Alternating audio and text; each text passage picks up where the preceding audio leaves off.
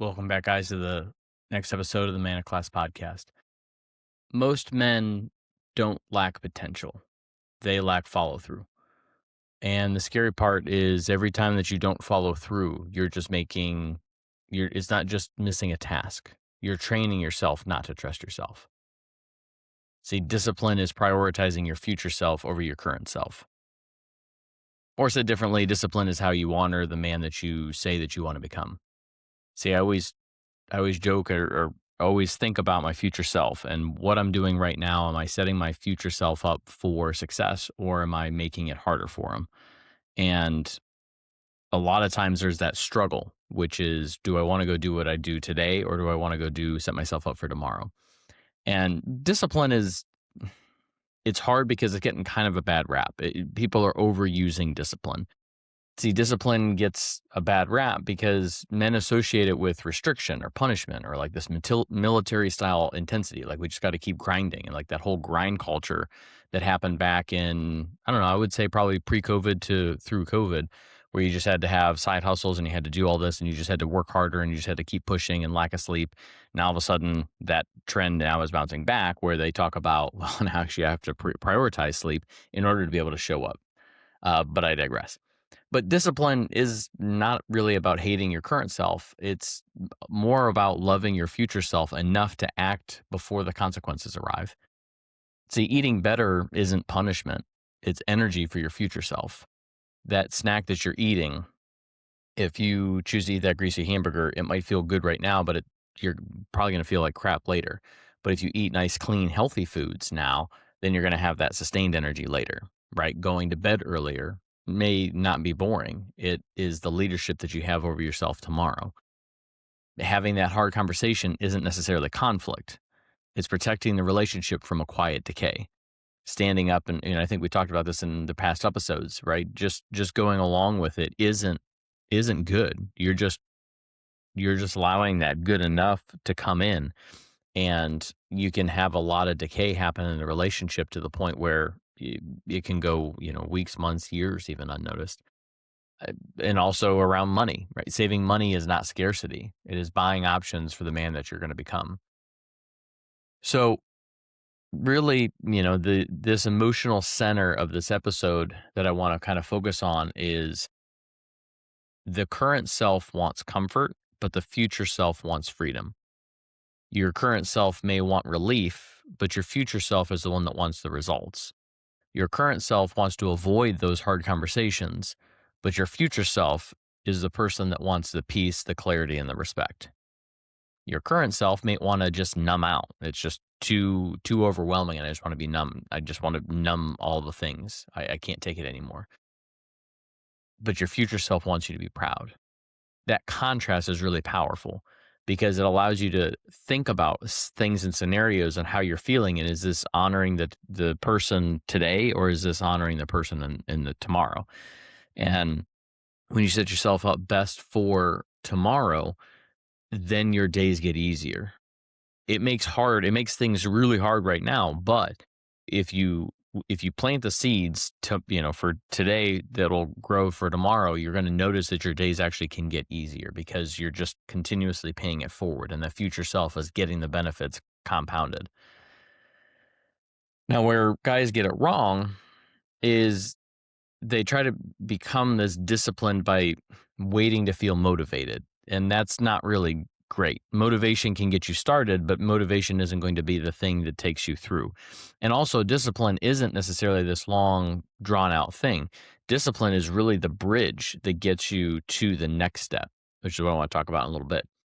But the motivation is really unreliable. I mean, habit is you listen to this one song and you become super motivated, or you see, an Instagram reel and it's like super motivating. You're like, oh, like I'm going to go get this. I'm going to strap up. I'm going to go do it.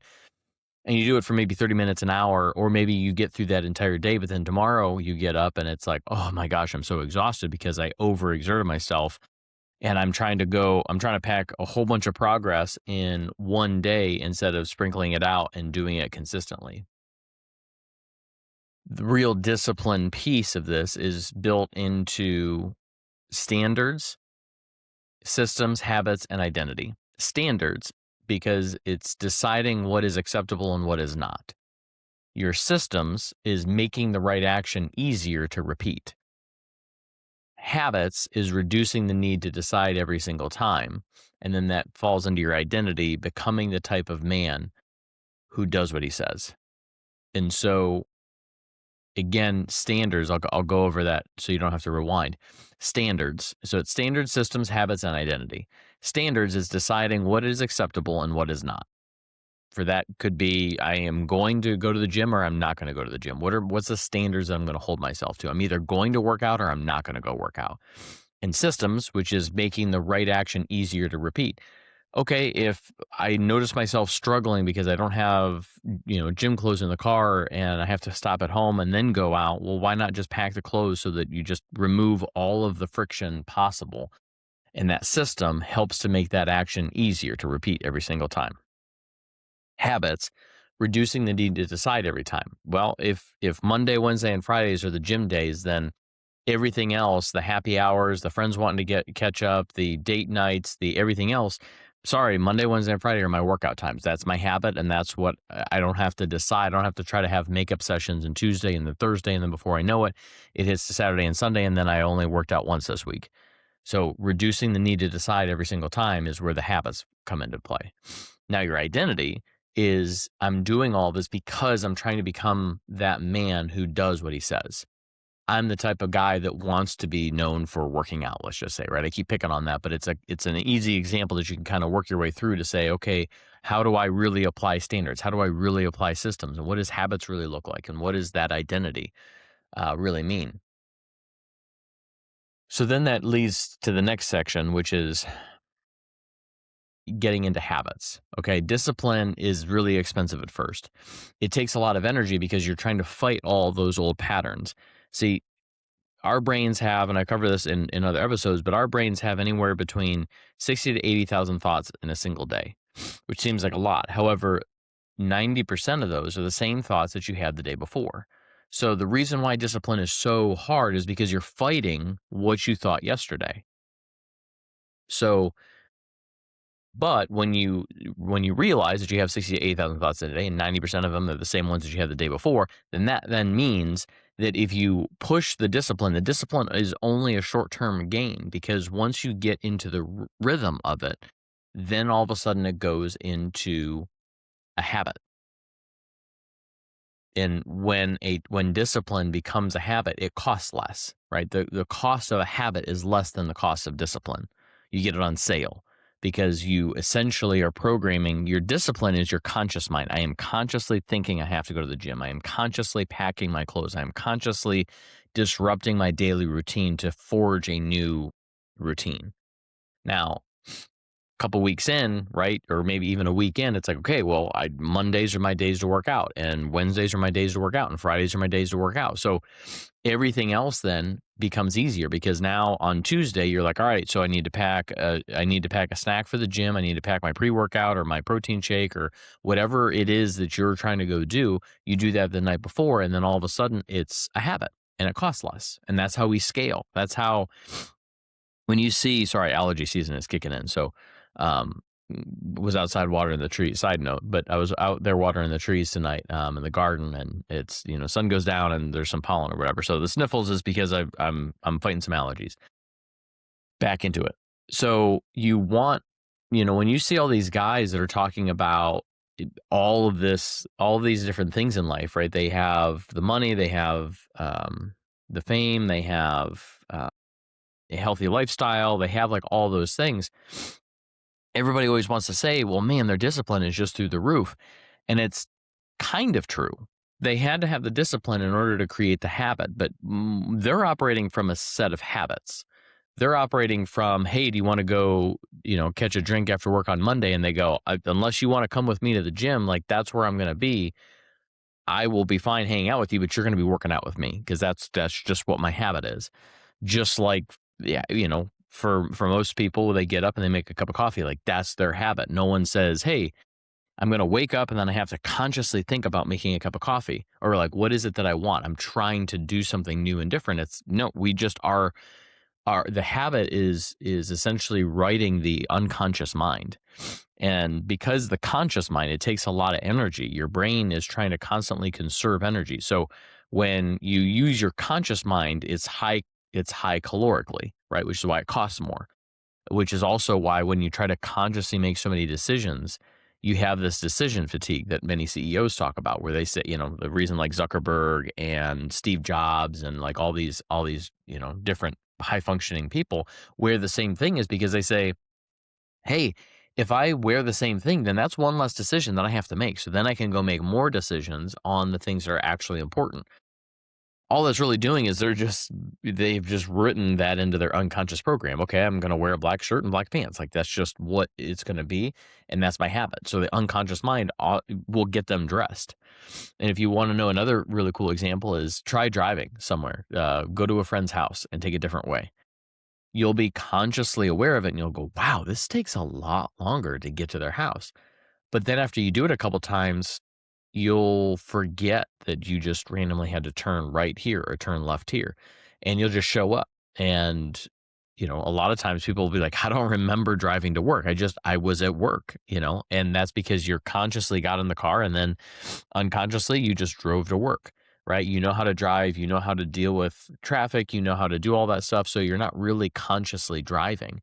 So you unconsciously get to work, and then your conscious mind takes back over. So there's this really cool interplay that happens, but which you can use that to your advantage, because once you know that that happens, then you can say, okay, well, how do I consciously build more discipline in the things that I want to go do, but then build the habit so that unconsciously my day just gets easier.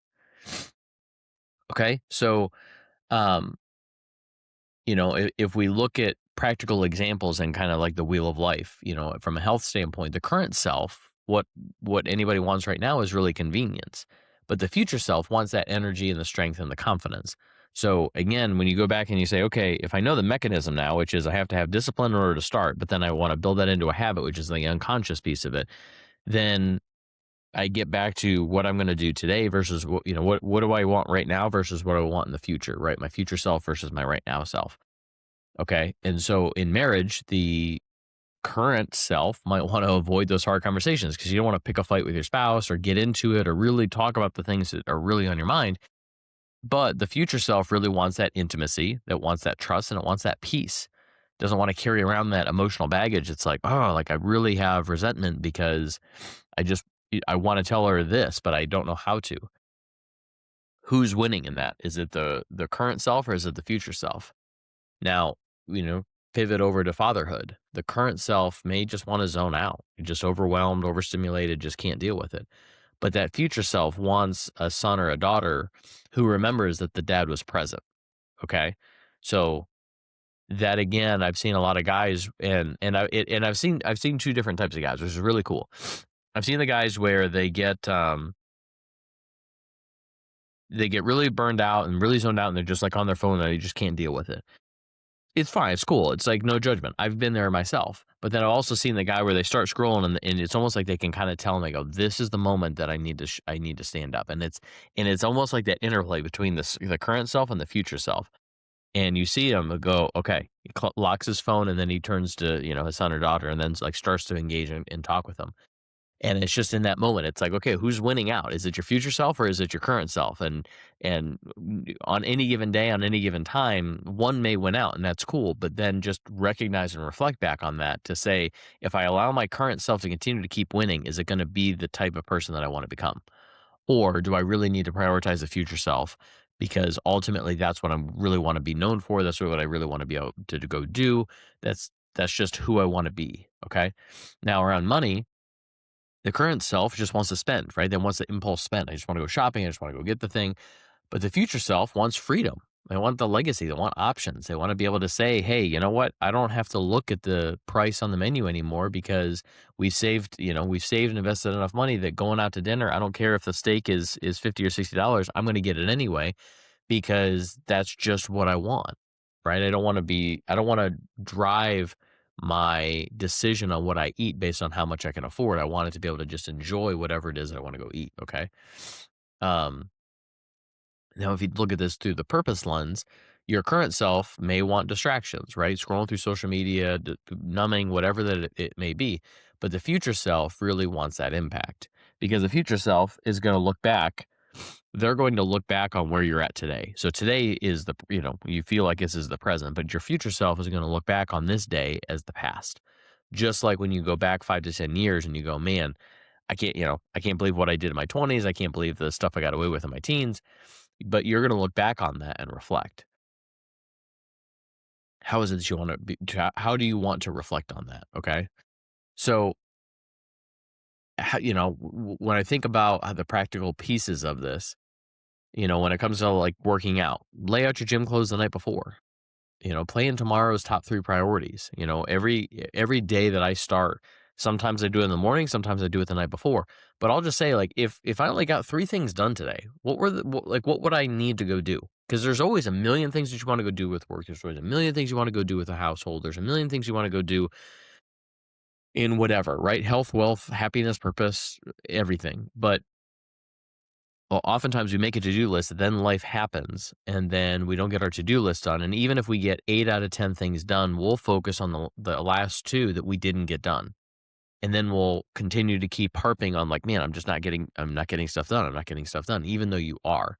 So simplify that. What are 3 priorities? It might be get 3 things done at work, and like these are the 3 things. And it might be I want to spend time with my family, have a distraction free dinner and go for a run, right? Those could be 3 things. And what you do is you plan that out the night before. You go, these are the things I'm going to prioritize. So when somebody last minute says, hey, I need your help on this, I need you to stay late at work, you can say, hey, I, make a conscious decision instead of just going with it and going, well, yeah, maybe I should have worked out, afterwards. You at least kind of already know in your mind, hey, is this really needed for tonight, or can we get this? Can I come in early tomorrow and just punch this thing out? Because I still have things that I've been wanting to go do. Prep food, like this was another big one. I was talking to a client this past week, and he was saying he went to Chipotle. And he's like, man, prices have just gone up. And I said, I don't know. I said, we haven't really been out a lot. We're going through the whole fertility, so we're just eating really, really clean anyway. Food, in a singular form.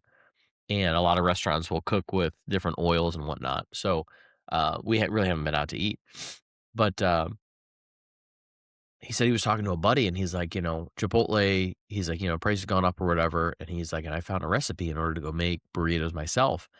And all of a sudden, it was like, oh my gosh, I made a whole batch of them, have in my freezer, and now it's great because now whenever I run out the door, I just go grab that, and I have lunch kind of ready to go. And I'm like, exactly, like you're planning for your future self.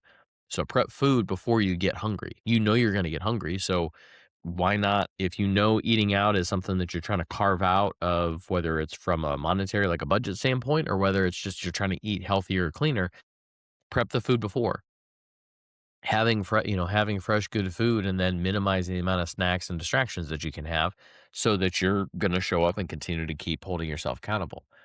Putting the phone away before bedtime, could be automate savings. It could be scheduling the hard conversations instead of hoping that it disappears. Discipline gets easier um, when you stop making your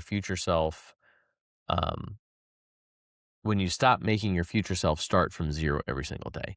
And like this was a cool concept that I guess I never really thought about until um, I heard it somewhere, and they said, one of the hardest things for a lot of families, like generation upon generation, is we basically have to start over every generation.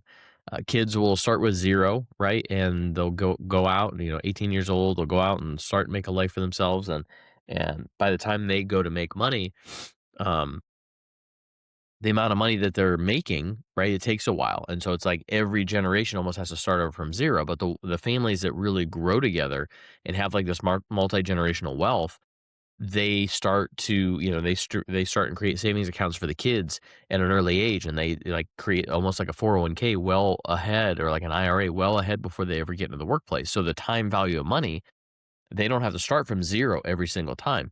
So it was like a really cool concept. But then I also then looked at this and said, well, wait a second. When I get into my current self and my future self, If I'm starting from 0 every single day, then I'm making it really hard. If I have to pack food every single, if I have to do all that in the day, I just run out of time.